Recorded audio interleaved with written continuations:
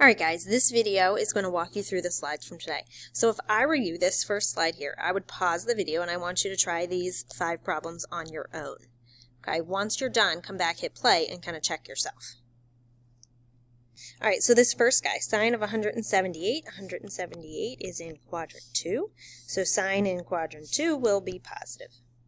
Cosine of 635. Okay, so if you take 635 and you subtract 360, you're left with 275 degrees. So this basically goes around once and then goes around again to 275 degrees. So we know this is 270. So this puts us in quadrant 4, and cosine will be positive in quadrant 4. Cotan of, I don't really even care about the crazy decimal. The key thing is it's 217 degrees. So 270 degrees puts us in quadrant 3, and cotan, which is the reciprocal of tan, will be positive in quadrant 3. Alright, these bottom two. So down here, I'm going to need my unit circle. So I'm going to go ahead and sketch this guy. Okay, so 180 degrees goes with the point -1, 0. And cotan is the reciprocal of tan, so this is x over y. So if I take the x value over the y value, this will be undefined. Okay, cosecant.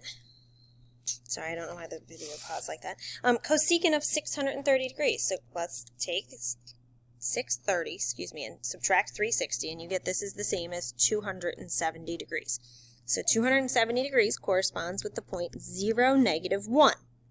Cosecant is the reciprocal of sine. So instead of y over r, this will be r over y. Okay, so our radius is always 1. Our y is -1, so this will just be -1. Okay, mark any of those if you have questions, and we can talk about them tomorrow. I'm going to kind of start to talk about the new stuff for today. So, a couple things here we're going to recall. So, recall that sine theta, okay, that's equal to the opposite over hypotenuse, which when we draw a triangle, so I'm going to go ahead and draw in a triangle here in quadrant 1.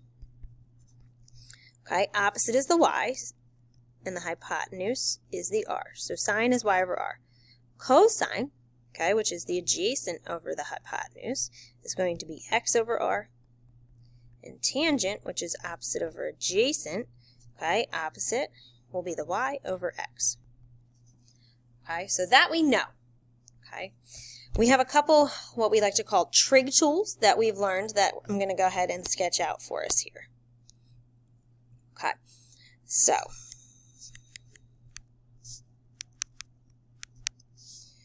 So we have a triangle. I'm going to label it just like above. I'm going to call this guy y, this guy x. This is the point.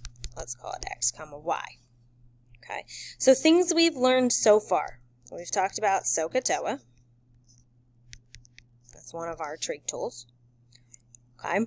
We've learned the ASTC, and that helps us figure out the signs of each of the trig quadrants, trig functions, depending what quadrant we're in. And then last week we added on the unit circle. And that helps us find quadrantals, or angles that are located on one of the axes. Today we're going to add on, it's kind of a recall also, our special right triangles. And you'll see me abbreviate that SRT, special right triangles. So hopefully you remember these from geometry. Hopefully when I say them it refreshes your memory. So we have the 45, 45, 90, and the side lengths on that are 1, 1, and √2. And then we also have the 30, 60, 90. So the side lengths here are across from the 30-degree angle is 1, across from 60-degree angle is √3, and across from 90 is the 2. Okay. These are very important things here. We have our 5 trig tools. So SOHCAHTOA is 1, ASTC 2, unit circle 3, and these guys are 4 and 5. Okay? So, now let's talk about some of the values of these special angles. So we know sine is opposite over hypotenuse. So if I use my special right triangle here, 30 degrees, sorry, it keeps jumping. Sine is opposite over hypotenuse, so that would just be 1/2. Okay, 45 degrees, go to the 45, 45, 90. It doesn't matter which 45 you pick, it'll be the same. Okay, you're going to get opposite over hypotenuse, 1 over √2, which if you rationalize is √2 over 2. 60 degrees, opposite over hypotenuse is √3 over 2. So now if we go down to cosecant, that's the flip, so we'll just flip 1/2 to 2. I'm going to flip the original here. 1 over root 2 is just root 2 over 1. And if I flip this, I get 2 over root 3, which I'll rationalize to 2 root 3 over 3. Okay, I want you to take a minute, pause the video, and I want you to try and do the cosine, secant, tan, cotan in that same manner. All right, hopefully when you went through here, adjacent over hypotenuse for cosine of 30 degrees, you got root 3 over 2. Okay, for 45 degrees, you should get 1 over root 2, which we're going to rationalize to root 2 over 2. And then for 60 degrees, adjacent over hypotenuse, you should get 1/2. Now when I come down here and flip these for secant, I'm going to have 2 over root 3, which will rationalize to 2 root 3 over 3. This is simply root 2 and 2.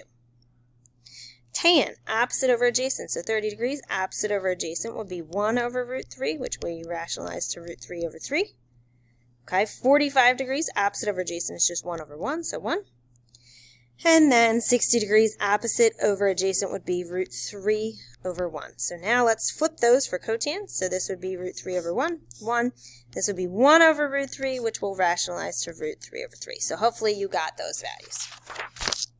All right. Reference angles. So you're going to hear me talk about reference angles a lot throughout this course. This is a very important idea. So I'm going to use this theta with a tick mark. Sometimes I just write the reference angle. I don't necessarily use the theta with the tick mark, but it's the angle created between the terminal side and the x-axis. So in quadrant 1, the reference angle is just the angle itself. Okay? But in quadrant 2, this is the angle. So like if I had said, I'm just making this up right now, if I had said let's graph 120 degrees, you would go 120 degrees is 30 past 90, and you would mark it like this. But our reference angle is between the terminal side and the x-axis. So this portion right here is the reference angle. So if this is 120, this section would be 60 degrees. It's always between that angle, that ray that we form the angle with, and the x-axis. So it's this section right here. Okay? In the third quadrant, okay, it's just the section between the angle and the x-axis. So like if I plotted 210 degrees, once again, this is just an example, so that's 30 past 180. The reference angle would just be the 30. Okay? Because we went, if this was 210 degrees, we went 30 beyond 180. So just the section between the terminal side of that angle and the x-axis is the 30 degrees.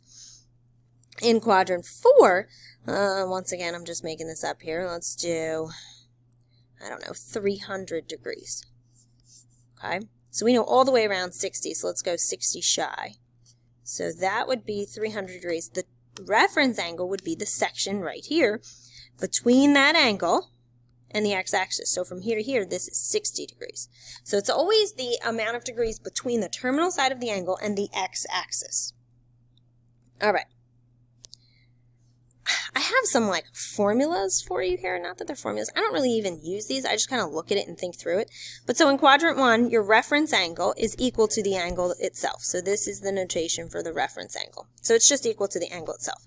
In quadrant 2, okay, if you think about this, like I said, if I come up with an example, I don't know, 150 degrees, okay, to go 150 degrees, okay, this is 180 degrees. My reference angle is this section right here, so that'd be 30 degrees. What I did is I took 180 and I subtracted the original angle.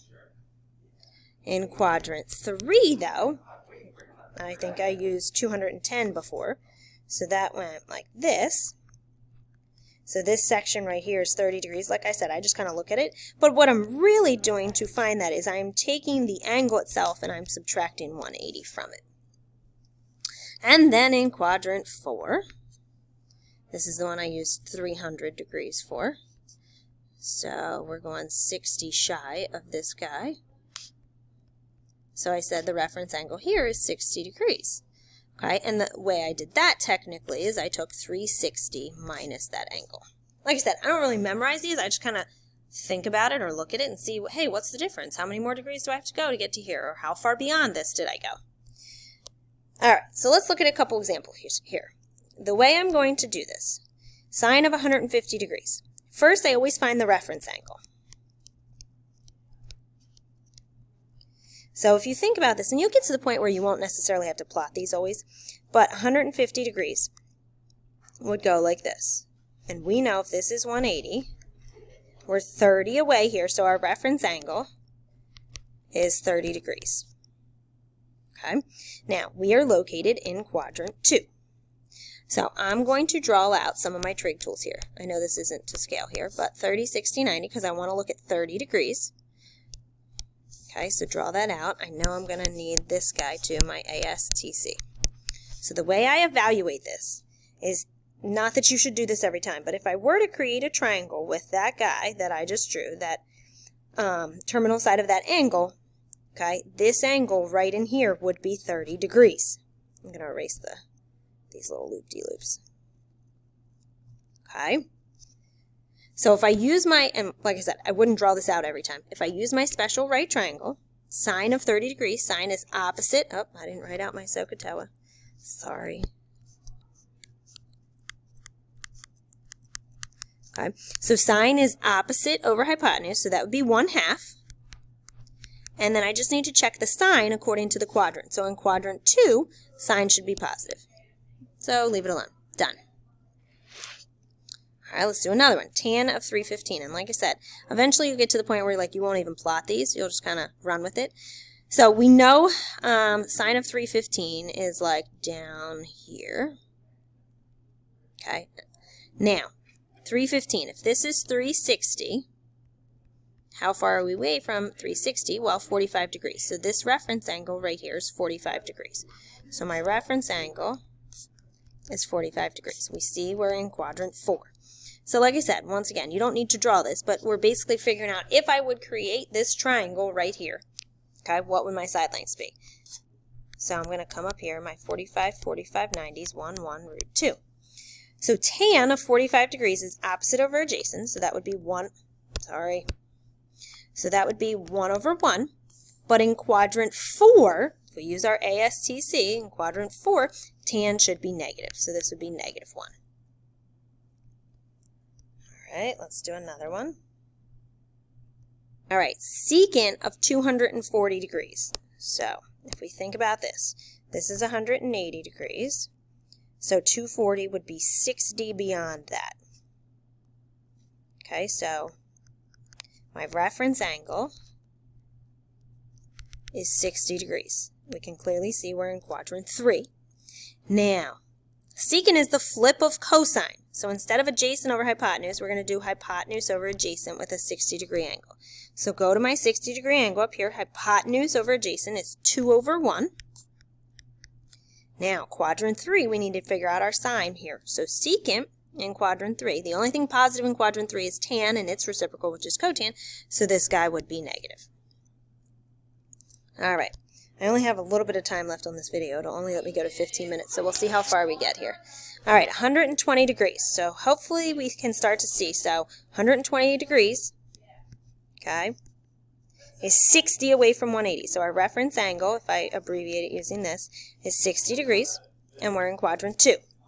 Shoot, I got to redraw my triangle. All right, cosine is adjacent over hypotenuse. So according to my 60 degree angle, my adjacent side is 1 over root 2, 1 over 2. Now in quadrant 2, cosine should be negative. All right, let's do this next one. Cotan of 570. So I'm going to take 570 and subtract 360, and I can see that that's the same as 210 degrees. So 210 degrees, okay, is 30 past 180. So my reference angle is 30 degrees. We're in quadrant 3. Now, cotan of 30 degrees. So cotan is the flip of tan. So instead of opposite over adjacent, it's adjacent over opposite. So 30 degrees. Okay, the adjacent side is root 3. The opposite is 1. So this would be root 3 if you want to put it over 1. Great. Now, in quadrant 3, the only thing positive is tan and its reciprocal, which is cotan, so it stays positive. Now, this guy, I'm not going to have time. I only have 19 seconds left. What you should do first, kind of like we did the other day, figure out sine of 45 and cosine of 225, and then we're just going to square those. So try those on your own, and then hit play, and you'll see my answer. I got root 2 over 2 and negative root 2 over 2. When I squared those, 2 fourths plus 2 fourths is 1, and that's it.